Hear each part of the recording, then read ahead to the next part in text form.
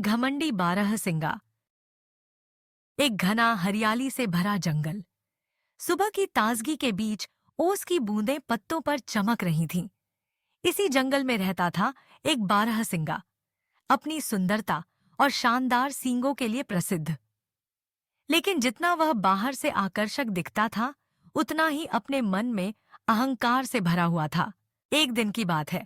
सूरज की किरणें तालाब के पानी पर पड़ रही थीं और बारहसिंगा प्यासा होकर उस तालाब पर पहुंचा। जैसे ही उसने पानी पीने के लिए झुककर अपना चेहरा जल में डाला, उसकी नजर अपनी ही परछाई पर पड़ी। पानी में साफ साफ उसकी बड़ी बड़ी टेढ़ी मेढ़ी सींगें दिखाई दे रही थीं, जो सचमुच बेहद भव्य और आकर्षक थीं। उसने गर्व से अपने आप को निहारा और मुस्कुरा उठा। वाह, कितने सुंदर हैं मेरे सींग! जंगल में मेरे जैसा कोई नहीं।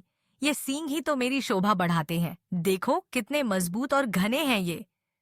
उसके मन में बार बार यही बातें घूम रही थीं। मगर तभी उसकी नजर अपनी पतली और लंबी टांगों पर पड़ी। वह अचानक दुखी हो गया। ओह, ये कैसी टांगे हैं, पतली और कमजोर सी।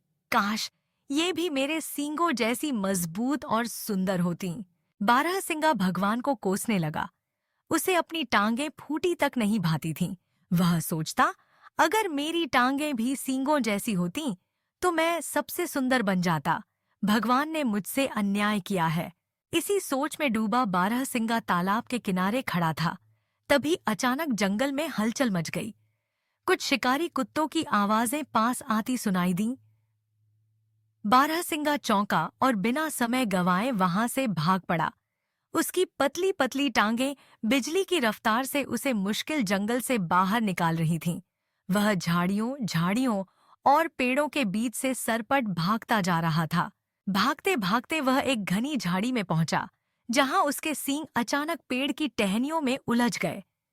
उसने पूरी ताकत से खुद को छुड़ाने की कोशिश की, लेकिन जितना वह छटपटाता, उसकी सींगें उतनी ही उलझती चली जाती। शिकारी कुत्तों की आवाज अब और करीब आ रही थी।